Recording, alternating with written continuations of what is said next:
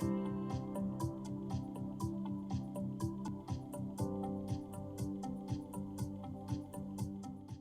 everyone, and welcome to our Wednesday evening workshop.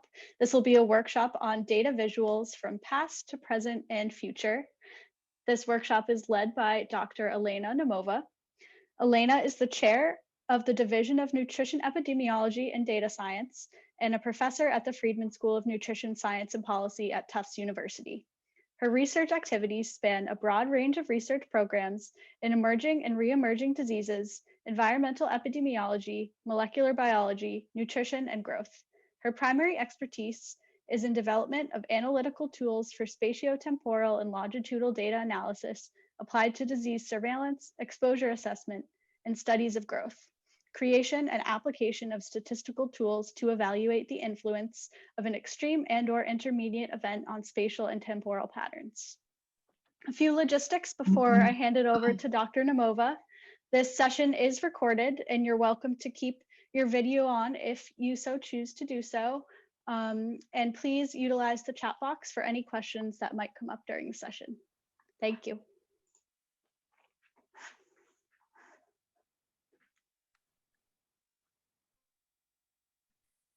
Okay, let me share my screen.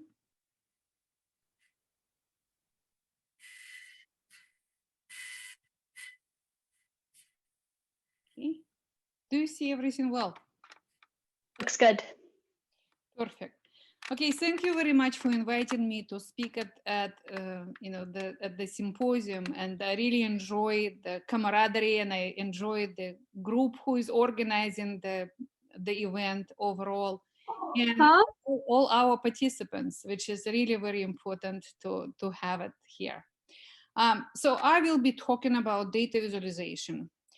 This is one of my favorite topics. And even if I am trained in mathematics and in statistics, I feel the visualizations, it's a language of mathematics, it's a language of statistics, it's a language of science, which allowed us to understand better the relationship, the structures, the pattern, the trends, the tendencies, everything which basically surrounded us. And now in the era of data, what can be better than data visualizations? I will take you on a journey from famous wind roses, called animoscopes, which were used for measuring the wind directions. And you can imagine that these very old devices, they become sort of a prototype of a modern data visualizations for, let's say, wind roses and dominant winds. And you can think about that practically every single device which we were using in our life for collecting data, one way or another will end up in data visualization. Because of data visualization, in reality, it's basically organizations of data with respect to its structure or relationship in organized manner. And our task for today will be basically to explore several really very important questions. How statistical graphs can help to convey different ideas. How statistical graphs can help to explain scientific findings to intended audience. How statistical graphics can add discovery in our research. And I will start with the premise. I assume that all of us have a fantastic and interesting, exciting data. We're moving forward with these ideas because of it's allowed us to think about that this data and these ideas will help us to form a great displays. And I will use in this talk interchangeably statistical graphics and data visualization, assuming that for the sake of our presentations, they basically refer to identical things. What attracts us the most in the graphical depictions? We are looking for clarity, we're looking for content, we're looking for abstractions, ideas for our imaginations, ability to tell a story and condense a lot of data points in one single image. And I will show you these ideas using two separate examples. One will be focusing on depictions of different type of outbreaks and given the COVID and pandemic, I feel that's quite relevant to what we are doing today. And also I will be focusing on depiction of nutrition or nutrient intake. It's basically, we are in the school of nutrition, and we need to understand how we can compile this data in a concise and reliable manner. So let's move on and start to think about the first chunk of our presentation. It's when we are moving from past to present in terms of data visualization. And thinking about the visualization in reality, it's the art of storytelling with graphs. What was so important in the most recent development? It's basically how the mankind utilized the imagination, creativity, and ingenuity in building this sometimes abstract, but in reality trying to depict really very concrete and very precise data. So let me start with example of cholera. You know, there are a lot of depictions of cholera in arts and in the data. There are famous paintings, there is a famous satire and famous tragedy associated with the outbreak of cholera. And what is also really essential to understand, that our understanding how people react on cholera was reflected by many different historical events and very important historical decisions. One of those decisions was basically thinking about how to collect information in the most concise and clear way. In the early 50s, 1600s, it was a very important decision made to collect data on a regular basis annually with a sufficient level of granularity to depict information of how many people died and for what reasons. So we were learning to communicate with data. And the cholera of the 1831-32 was actually associated with such a huge impact on human population worldwide. In Britain alone, there are 31,000 deaths. And if you will think about that, at that time, population of Britain was around 14 million population. It means that cholera in 1832 asked for almost 2,000 deaths per million population. Just only to give you a little bit of a historical references here, currently with COVID pandemic, we are shooting pretty close to this number. We are approaching to 2,000 of people per million. Just only again to give you the magnitude and understanding of both huge pandemics which were going through the whole entire planet.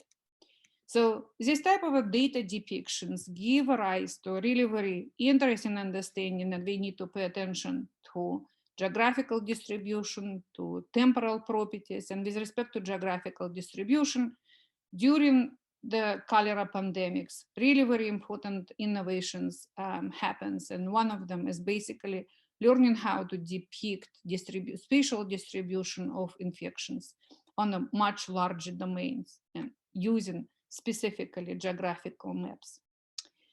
So, but not only geographical maps were really very important, the first use of so-called time series analysis became extremely prominent too. So this graph illustrates how the spread of infections become really very noticeable with respect to time series. It means that we started with no cases. The cases of deaths and total cases of cholera start to increase.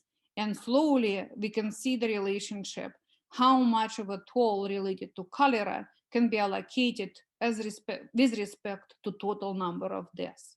So these time series models are still really very prominent. We're still using this type of approaches up to the current day. So moving forward, we basically need to think about that this generation of researchers and scientists from 18 to 1900 basically give a rise to so many different one-dimensional graphs, bar charts, histogram, line plots, pie charts, dot plot, stem and leaf plot, They are all graphs which we are currently using in our research, but they were developed quite a long time ago. And tools of data visualization were definitely changing over time. So we moved from quills and pens and nibs to laser printer, and now a lot of our visualization are right in front of us on the phone screens. Same situation happens with data analysis. I was actually lucky enough to see this type of first machinery developed in 1932 in our museum, and even to try to work on these ancient models. And then we moved to personal tools. And again, a lot of these functions which we in the past were able to do it in computer settings with a very large, requiring very large infrastructure. A lot of these operations, and probably even more than what we can imagine, can be done with a single cell phone. And it means that our understanding and our use of data right now become basically a mainstream. In a report of the government of Haiti with respect to the, in response to the famous outbreak of cholera of 2003, a lot of these tools, time series analysis using the bar graph, the line chart, multiple axes, were very widely used. This has become a major tool of epidemiologists. It's no longer some esoteric event which happens only in one lab and only by one single person. Practically everyone right now recognizes this type of graphs, this type of plots. Why? Because of this type of graphs have very high level of clarity. They can contain a lot of information. They have own very broad range of tools which you can be able to add through colors, through markers, through different repositioning and rescaling. It's allowed you to give really very strong organization. It definitely telling you a story, and it's definitely condense a lot of data in one single image. And not only this type of graphs, right now with GIS systems present and available in practically every single laboratory, focusing on cartography, we will be able to map data not just by hand with a sophisticated statistical and analytical and geographical tools. The presentation of this type of maps become very highly of very high quality. They use a high resolution, they have a high accuracy, they have a very high vibrancy of colors, and of course organizations and ability to tell a story. But we can actually move even further. And moving forward, we can think about how we can set up this system right now in a dynamic settings. With these dynamic settings, what would be really very helpful to understand how that complex information can be presented in a condensed manner. This graph represents two very important ideas. First of all, it's a time series analysis, but it's not a static, it's a dynamic. So if you will follow the cursor along the way, that cursor will show you the progression, how the points are changing with respect to time. It's also include a map. And as soon the number of cases start to rise, the map will show what will happen right now with the incidence of cholera in Yemen with respect to every single week of the study. So currently the course is in the low side. It means there are almost no cases, but watch very carefully what will happen within really very short period of time. So this way, we are actually able to depict how fast infections can spread, how much it can occupy with respect to space, and it means how much we need to pay attention to control these infections, to put proper mitigation strategy, and to ensure that we will be able to provide this valuable information to policymakers. So the time series graph is actually have a sliding markers, log-10 scale, which allowed us to see both low and high rates. The special map basically following again same logic with respect to scale and color and allowed us to match it with the sliding markers as well. This graph is created in our lab, and Megan Harkovic and Ryan Simpsons put a lot of effort in developing this specific map. So now moving forward to the next example. Again, we are still in the transition from past to present. And we will be thinking more about that visualization is truly an art of condensing data into a single image. It's again one of the most important adventure and advancement for data visualization when we are thinking about data abundance, data credibility, and data accessibility. And when these three factors are present, we actually can rely on really very high power presentations.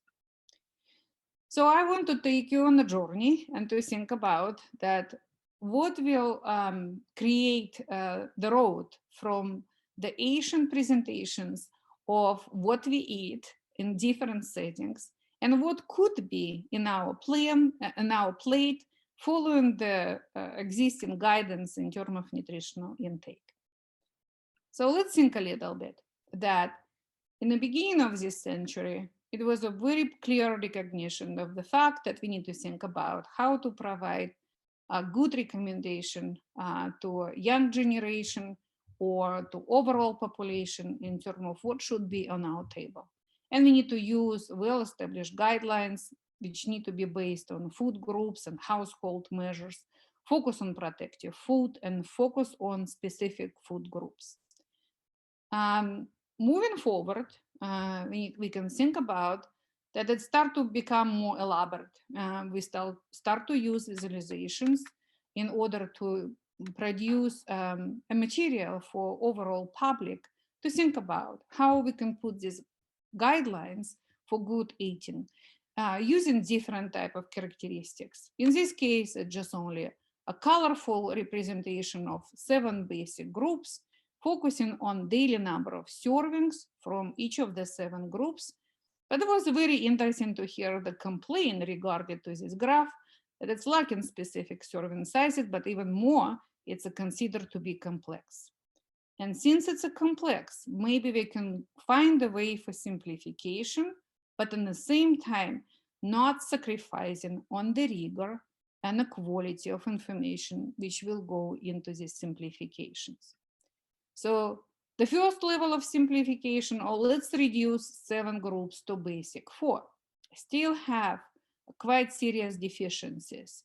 It did not include guidance on appropriate fat, sugars, calories intake, and from this point of view, simplifications is not working on our favor. Okay, let's consider a little bit more complicated approach, but still including some elements which would be gearing toward a general receptions of the public.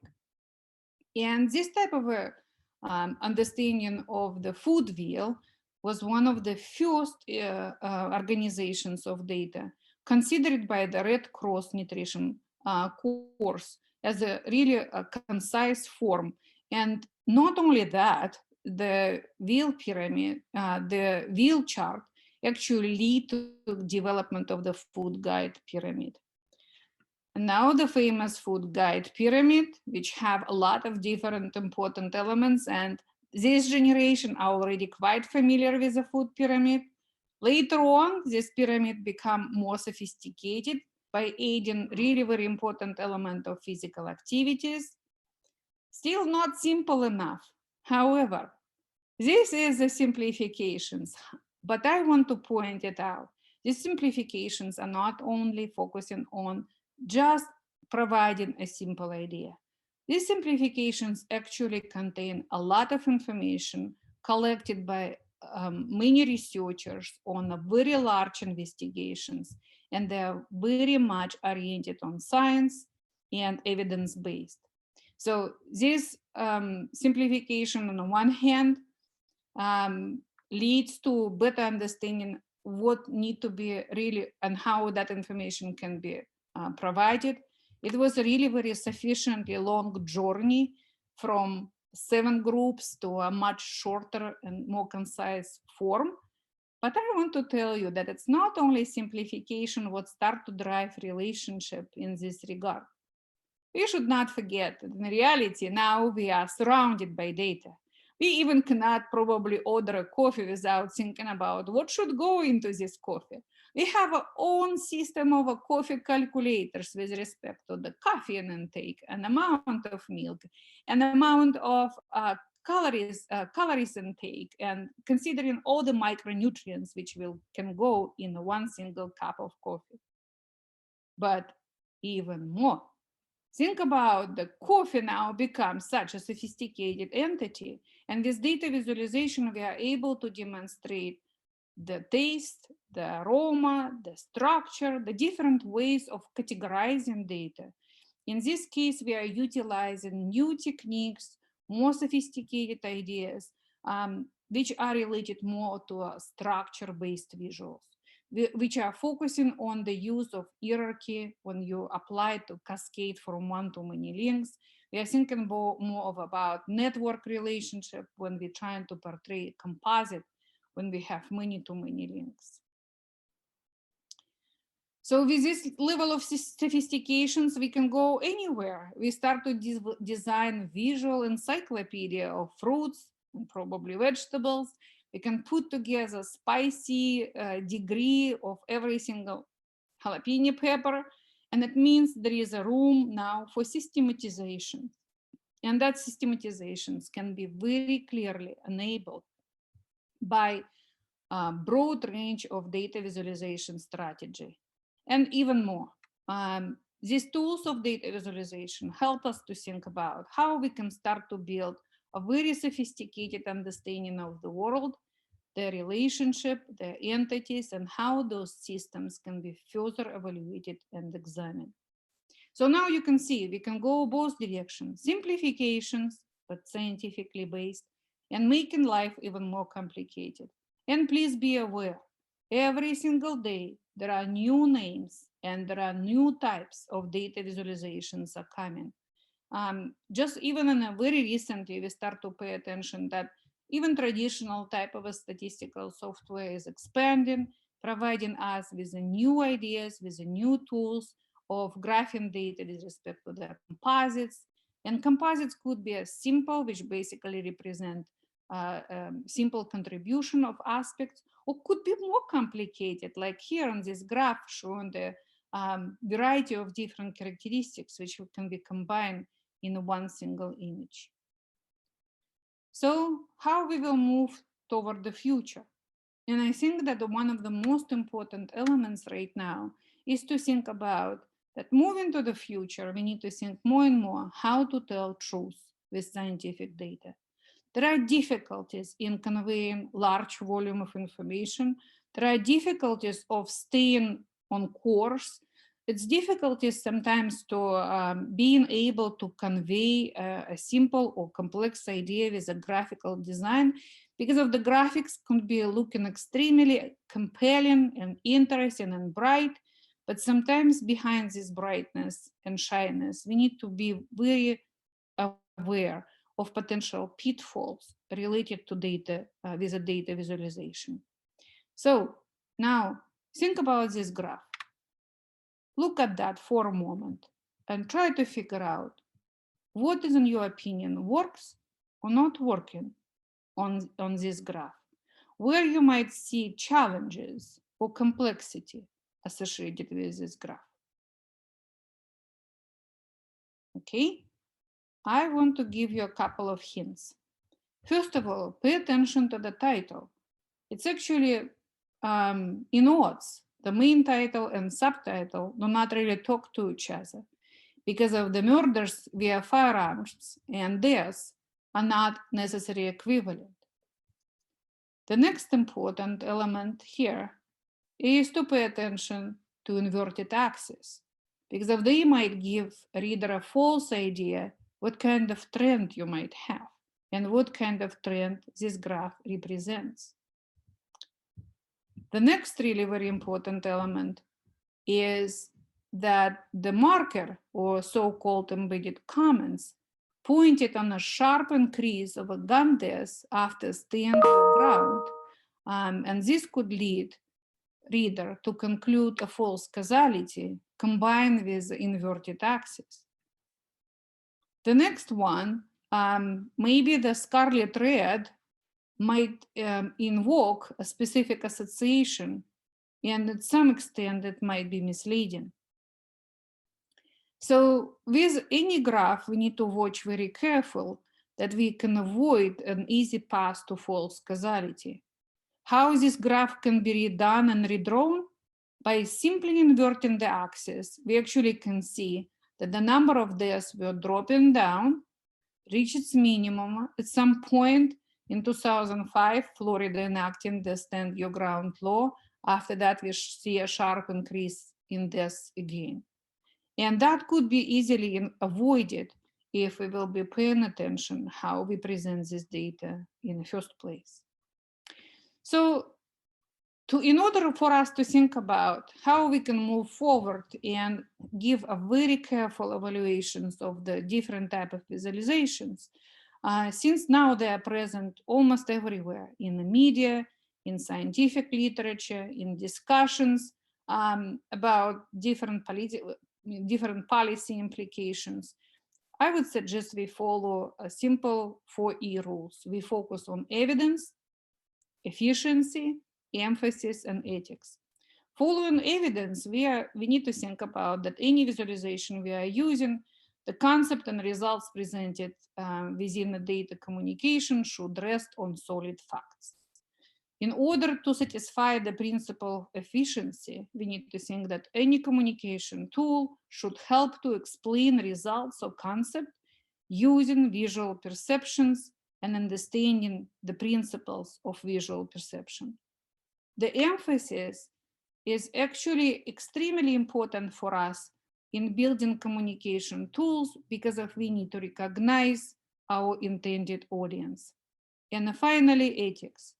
Any graph should be constructed with understanding of potential effect on the perceptions. So the intention and perceptions need to match according to all of the 4 rules. Now let me show you how you can apply these 4 rules with the data which we start to see on a daily basis in our media, in this case related to COVID cases. And I will use example presented in New York Times. It's a time series published data. We assume it's a solid and reliable data source, but we need to ask questions all the time where this data coming from in order to understand the credibility of the results. So we will pay attention to the time period, to the scale, to the structure, and we need to pay attention how data will be provided. So we need to think about data credibility and how that information can be presented to the audience. We need to pay attention what that data reflects. Are they showing you number of cases, or it is adjusted to population rates, or it is the proportions which are taken by different components? Because of the interpretation of these illustrations could be very different, and those interpretation very much depends on the type of data provided in the graph. We need also to pay attention how data are structured in order for us to draw this type of a complexity. So we need to also assess the credibility of selected charts, selected graphs, selected ideas, and pay attention again that this information is presented to the audience in a way that it will be clearly understood. We also need to think about what else we can show with this type of graphs to maximize attention of the readers, and assuming that it's not only a snapshot which you will review for 3 minutes, but you will use this visualization as a guidance for better understanding.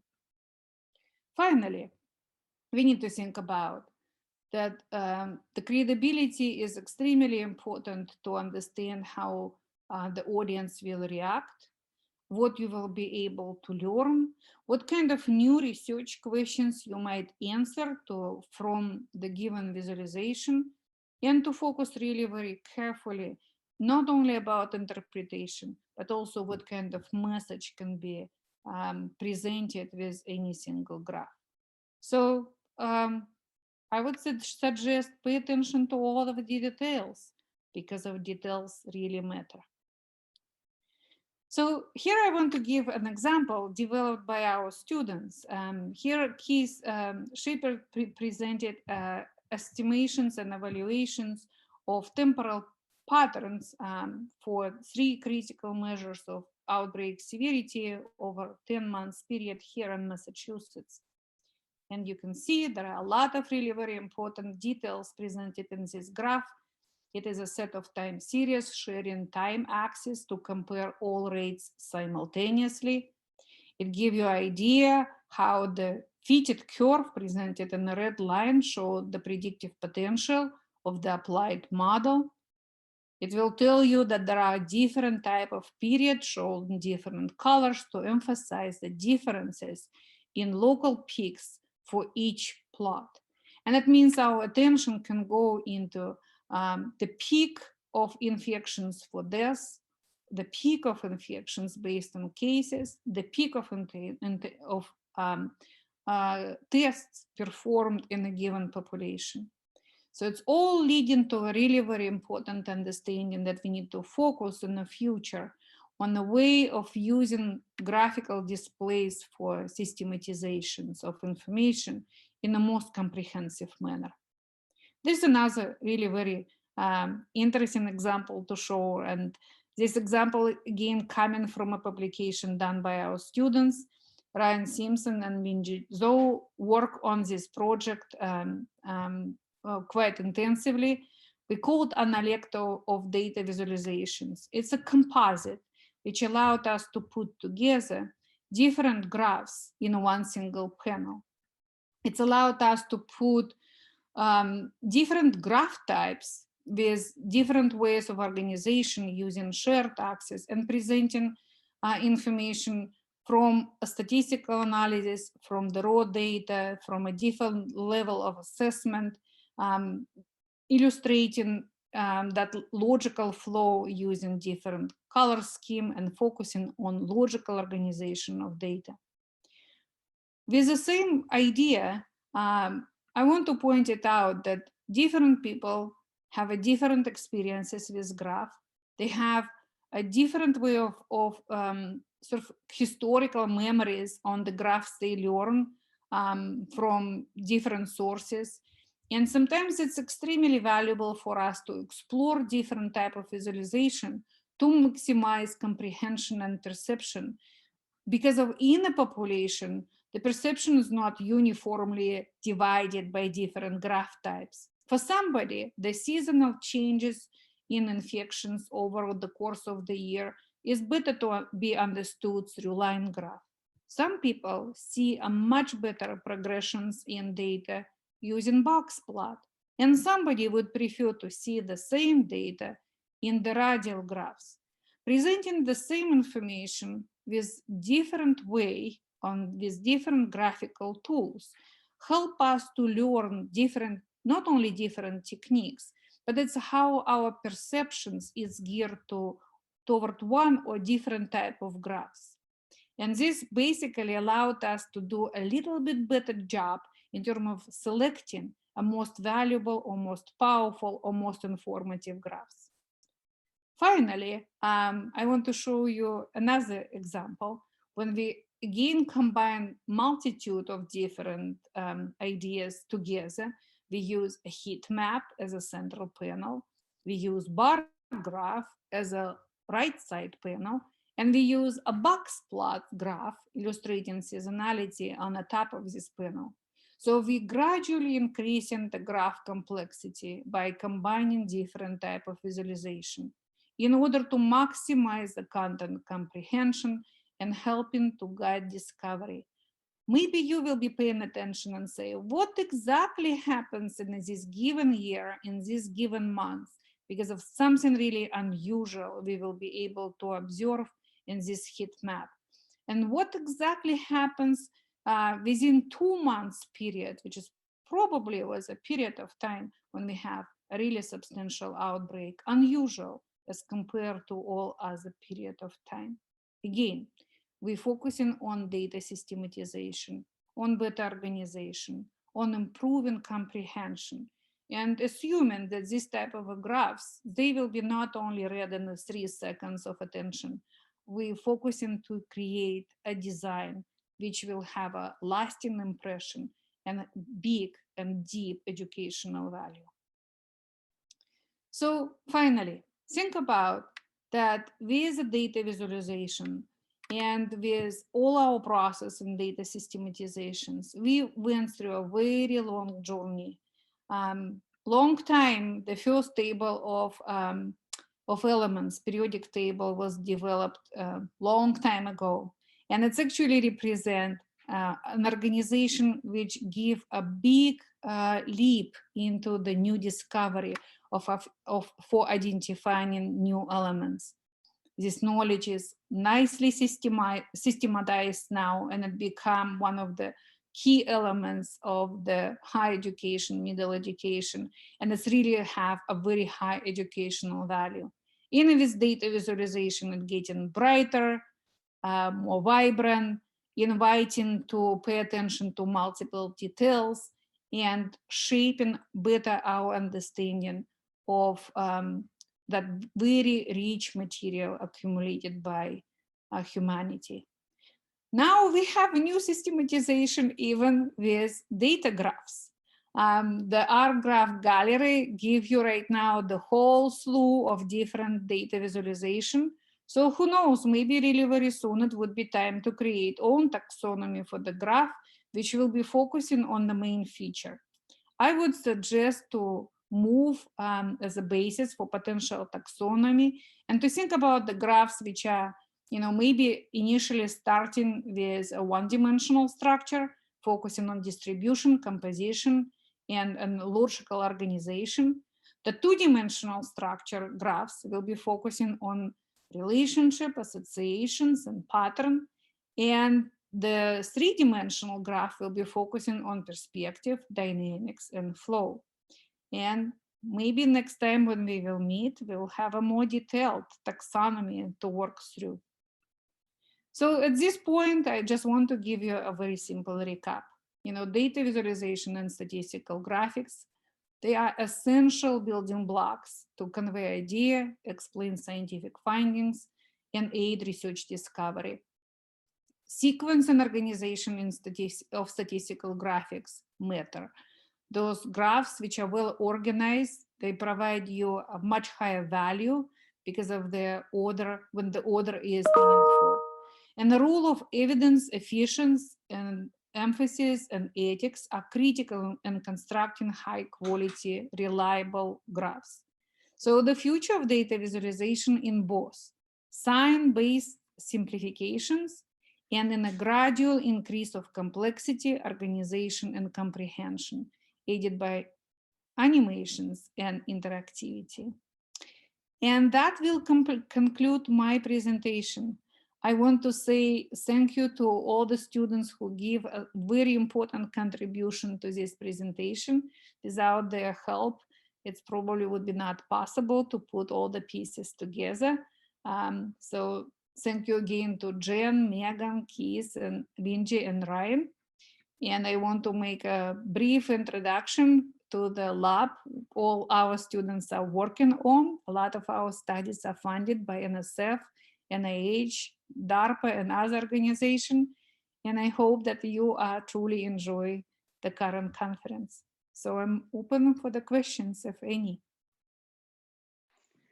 Please feel free to either write your questions in the chat box, or you can unmute yourself and ask in person.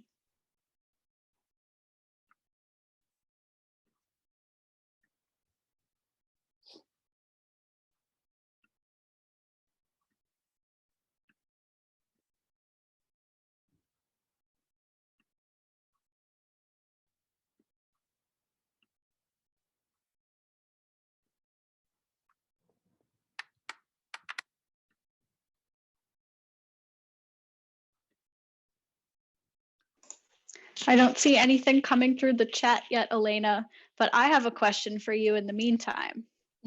So When you were talking about how all of us have different backgrounds and maybe different comfort levels and experience looking at different types of data visualizations, as a researcher, from the researcher's perspective, how can I anticipate perhaps which visualization to use in my publication or for a presentation that might appeal to the largest audience, knowing that people are coming from all different backgrounds?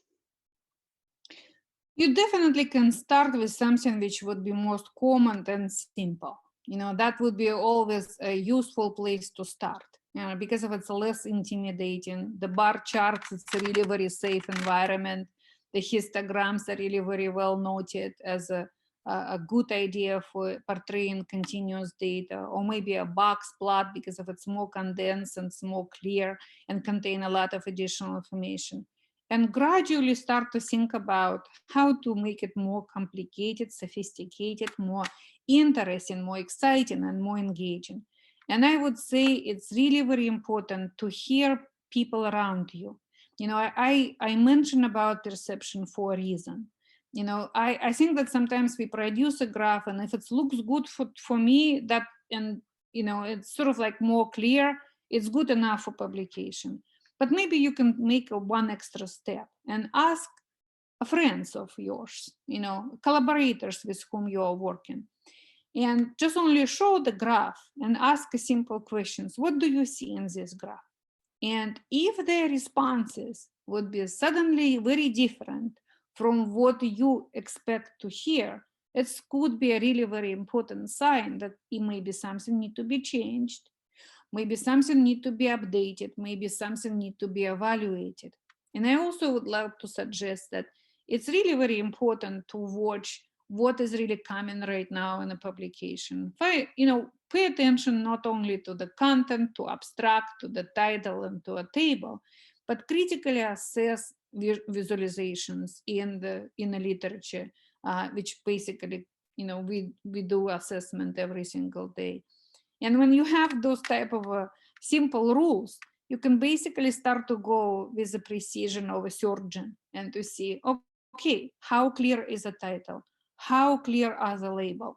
How convincing is the story? And start to pay attention more in terms of, are you really on target in terms of presenting your information?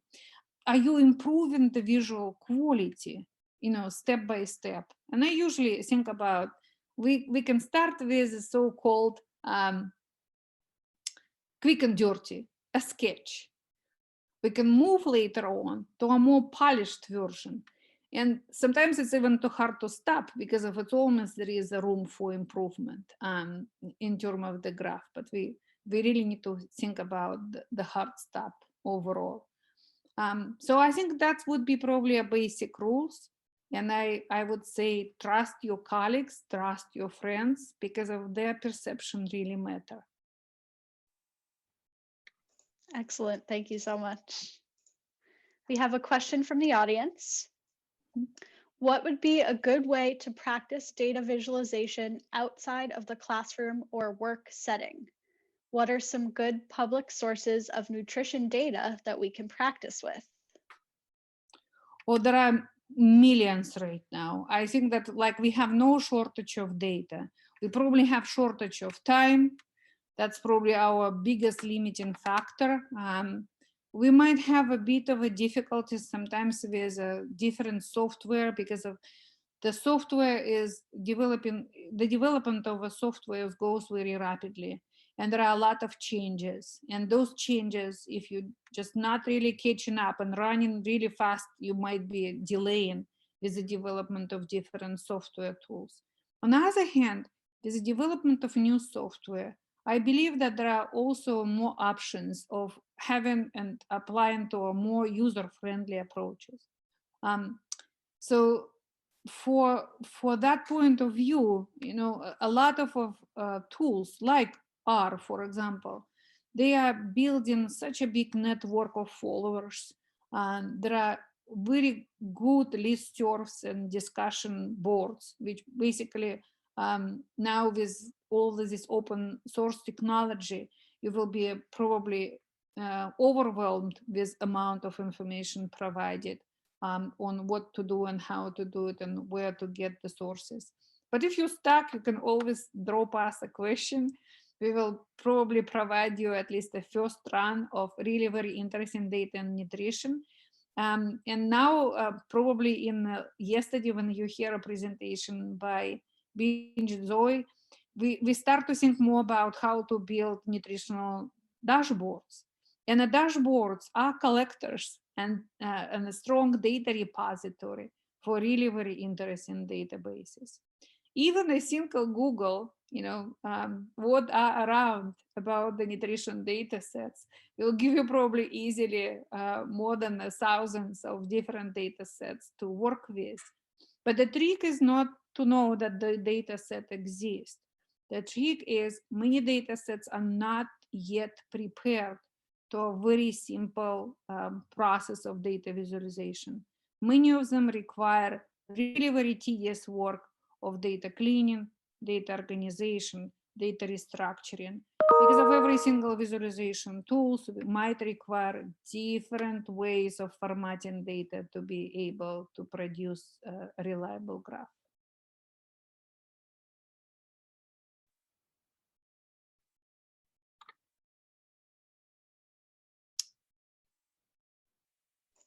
Do we have any other questions for Dr. Naumova while she's on the call?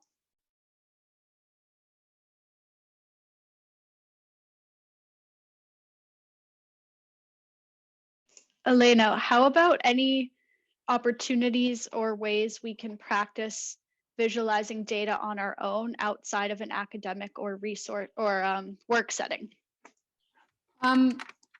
I think that it's, you just basically need to keep maybe a small log of task. And, if you have an idea, and quite often the R Studio published really very interesting codes, either on publication or on a website. And if you see something really very attractive, just do a really very simple task, copy paste the code, try to modify something, and then basically see that it's actually not really very difficult, and that really very exciting exercise. Every single poster, presentations for student conference or during our work settings or for preparing the report, there is always a room somewhere for a graph.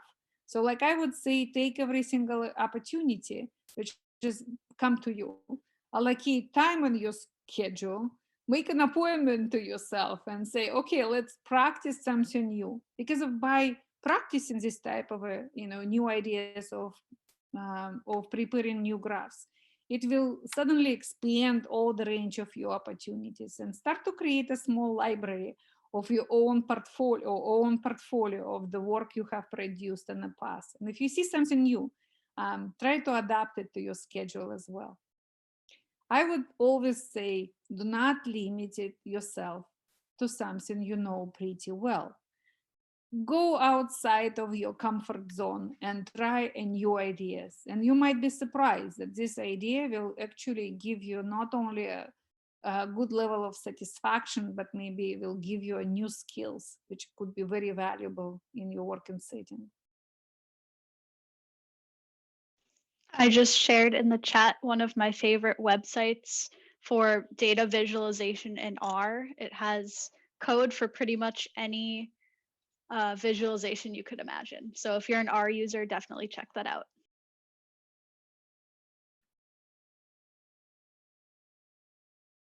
Oh, I recognize this site. Perfect. One more question, Elena, from the audience. What is the best approach to creating a dashboard from scratch? Are there any softwares you might recommend? We are all working on Tableau. That's the first place which I would probably suggest. It's maybe not very intuitive and will require a little bit of a time for jump in and to understand a little bit of a structure. But as soon as start to go, it's basically starting to go. Everything right now in R is actually inviting you to use this data and organize it in a settings that you will be able to put it in the dashboard settings. And I truly, truly believe that the different forms of a software and even maybe freeware will be right now focusing on how you can organize data in the most compelling, systematic, and logical way. So right now it's Tableau, but who knows, maybe tomorrow will something new will be in the market, and you just need to be brave enough, open it up and say, I will dedicate this weekend to understand how to build a dashboard with the new settings, and you will be able to do it.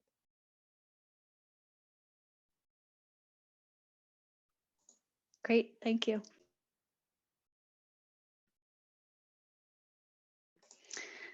Any other closing thoughts, Elena, for our audience? Any words of wisdom or inspiration to everybody we have on the call tonight? No, thank you very much for coming. That's absolutely, it's a joy to see all the familiar names and faces on a list. And I believe that data visualization is just a part of our thinking, critical thinking and a critical evaluation. And I believe that right now, since all the media is so convoluted and sometimes overly complex, and sometimes is feeding you a lot of really very bright, colorful, shiny pictures. But be skeptical. Watch very carefully what kind of information is presented and use your critical eye. It's useful for scientists to have doubts. When you have doubts, you probably will have a more convincing arguments when you feel that you're right. And data visualization is a great idea and a great tool for you to think about life critically, but in the same time positively and in a more exciting and optimistic manner.